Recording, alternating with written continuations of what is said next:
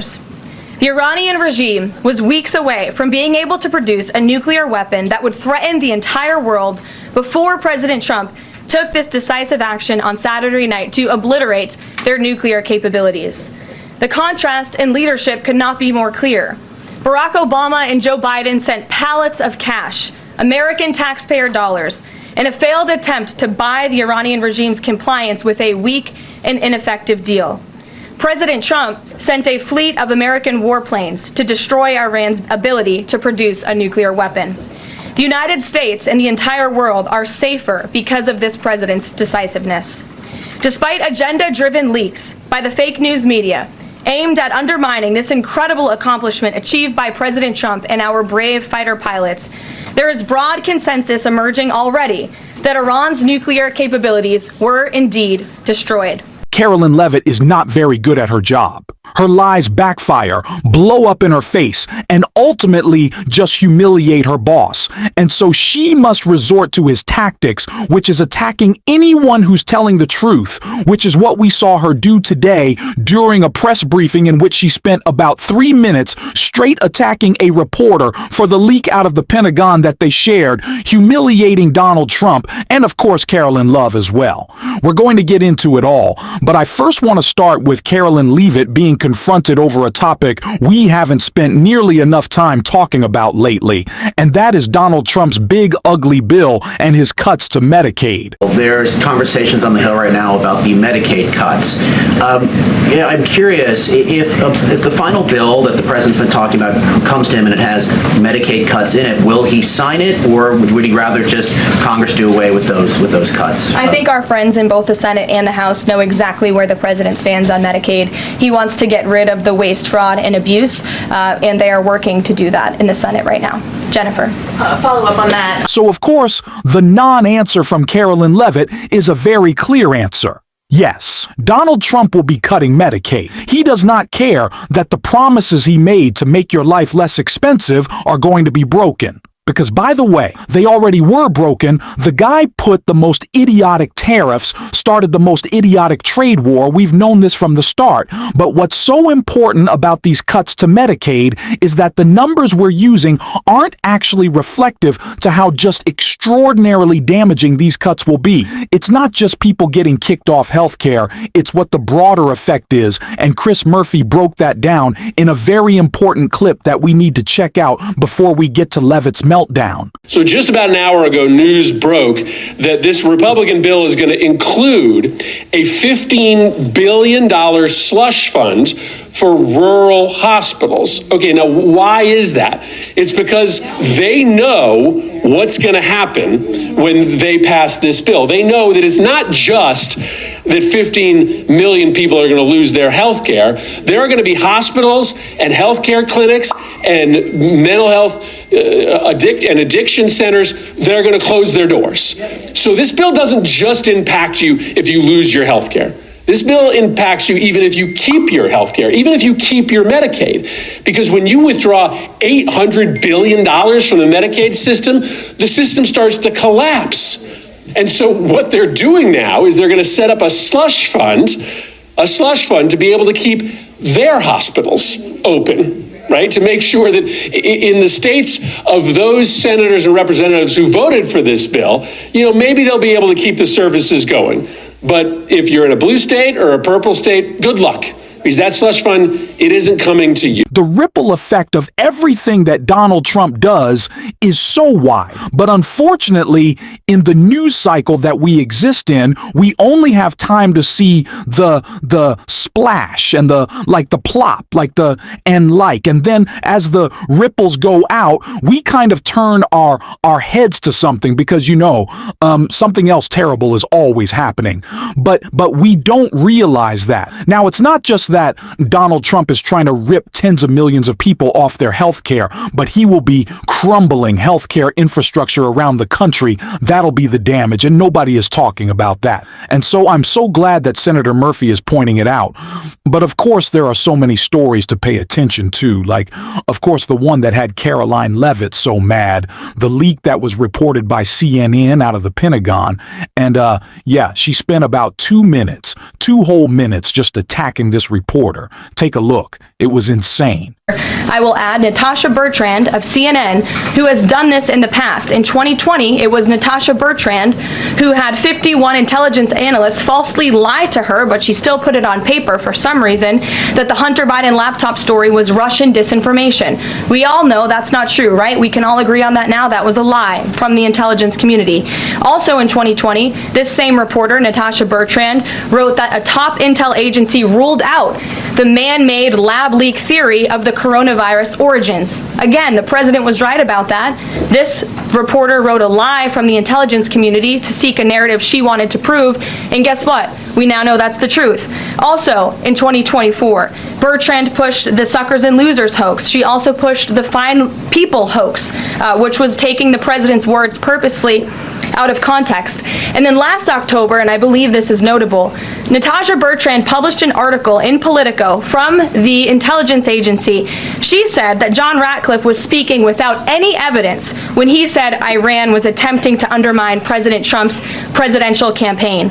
And then we, of course, found out that was absolutely true. In fact, the Biden administration declassed an intel report which said they had high confidence that Iran had done exactly what Ratcliffe alleged. They did run an influence campaign to hurt President Trump's candidacy. In fact, we know the Iranians tried to take President Trump's life.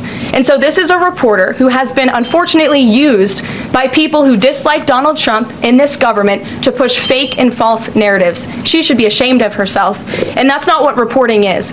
Journalism is trying to find the facts and the truth. And this week we saw this same reporter being used to push a fake narrative to try to undermine the President of the United States, and more importantly, the brave fighter pilots who conducted one of the most successful operations in United States history. And I think the American people fully know that this operation was a complete and total success. I've said this a couple times, but I think it's important to come back to it. Caroline Leavitt, and really everyone in the Trump administration, we saw this from drunk Pete Hegseth this morning, as he was like tears rolling down his face. They're coming at this from a position that it is unpatriotic to point out that this was an unsuccessful operation. And the main reason it was an unsuccessful operation, very important to point out, is that the strike was not just designed to obliterate, which it did not, the nuclear facilities themselves, but also the enriched uranium that was there. But because Donald Trump was posting days in advance, telling people to clear out of Thrawn, they were able to move the uranium, so it didn't accomplish anything that it set out to in this mission. Because of Donald Trump, it is not unpatriotic to say that. It is quite very patriotic to criticize the most unpatriotic president we have ever had. So and of course they're going to try to spin it around, which is what Caroline Leavitt attempted to do. Because apparently the most important thing for the president to focus on is Zohran Mamdani. Just take a look at what she had to say. So it was a great meeting, and Republicans are very unified. And we also talked about the mayoral race in New York City and how the victory of the Democratic primary candidate really shows how far left and unhinged the Democrat Party has become. And Republicans truly are on the right side of every issue in this country.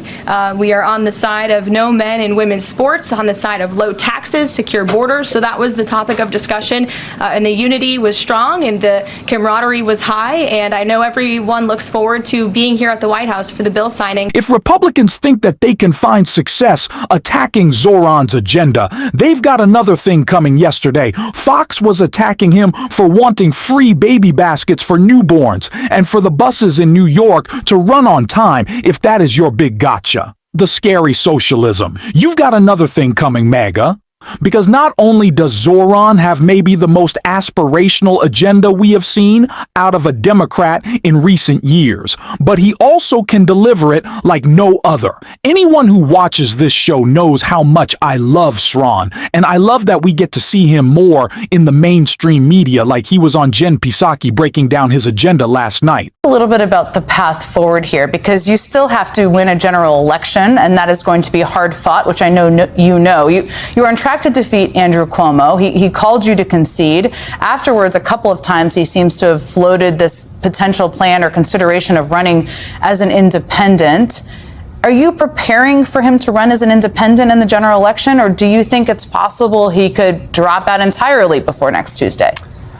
I think that everything is possible in this race, as we've seen over many, many months, and ultimately we are prepared for taking on whomever our opponents may be in November. Because when I started this race, I started it running against Eric Adams' second term, running to finally have a city government that sought to resolve the affordability crisis, not exacerbate it.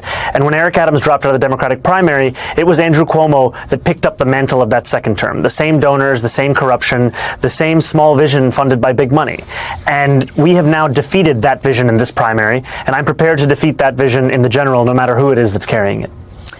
If Andrew Cuomo drops out, he had a lot of big money backers. Do you think they're going to big money back Eric Adams? Is that what you're preparing for? I think that it's possible. I also think that we have found exactly the way to defeat organized money, which is organized people.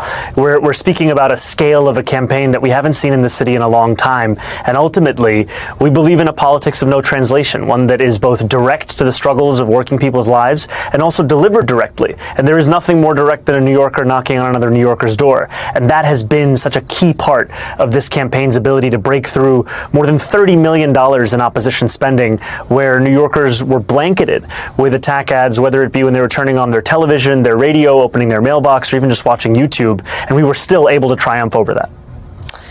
Both Hakeem Jeffries and Chuck Schumer, obviously two Democratic leaders, have had some, I guess, nice things to say, I could describe them as, about you, but didn't endorse you and still haven't endorsed you almost 24 hours after Andrew Cuomo called you to concede. Why do you think that is? Well, I appreciated both of their remarks, both their acknowledging of the focus of this campaign on affordability, and also with Senator Schumer having worked with him closely to deliver close to $500 million in debt relief for thousands of working class taxi drivers, as well as successfully defeat a proposal to build a frack gas power plant in my district of Astoria in western Queens. And I think what we are seeing in this moment is an understanding of the mandate that New Yorkers have given us to deliver on this affordability, and also the fact that we will wait a few more days to see the actual final results of this, although we know that we have won this race even without the assistance of ranked choice voting.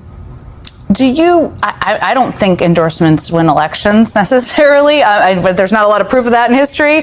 But do you want their support, or do you not care if they come out and forcibly endorse you? I want their support, and I want the support of any leader across this city and this state and this country, because ultimately what we are looking to show New Yorkers is the fact that this is an ever-expanding coalition. It's not one that is trying to keep tabs of when people join this fight. It's one that's looking to actually deliver on this fight. And what that means is ensuring we use every single tool at our disposal. I really do believe that Zohran is the biggest blow to Donald Trump's regime since he was inaugurated. I truly do believe that not just because he will be the mayor of the biggest city in the country, standing up to Donald Trump's ICE raids, which have targeted New York City and have been allowed to be carried out, because of Eric Adams, the criminal mayor of New York currently, but because Zohran represents something that we have been lacking in the Democratic Party, which is not just the oppositional view of Trump, which people know, but is the aspirational, the joyful vision of what government can be. The right completely co-opted. The view that government is broken. Government is broken. Things do not work as well as they should. But that doesn't mean we should get rid of it. Means we should make it better. And that is what Zohran has proven out in his time in state government, and what he will continue to prove and succeed and set the blueprint for the rest of national Democrats as mayor of New York City. There is still a general election left. We have to continue to fight. And if you stuck around to the end, drop a blue heart in the comments. And until next time, I'll see you soon.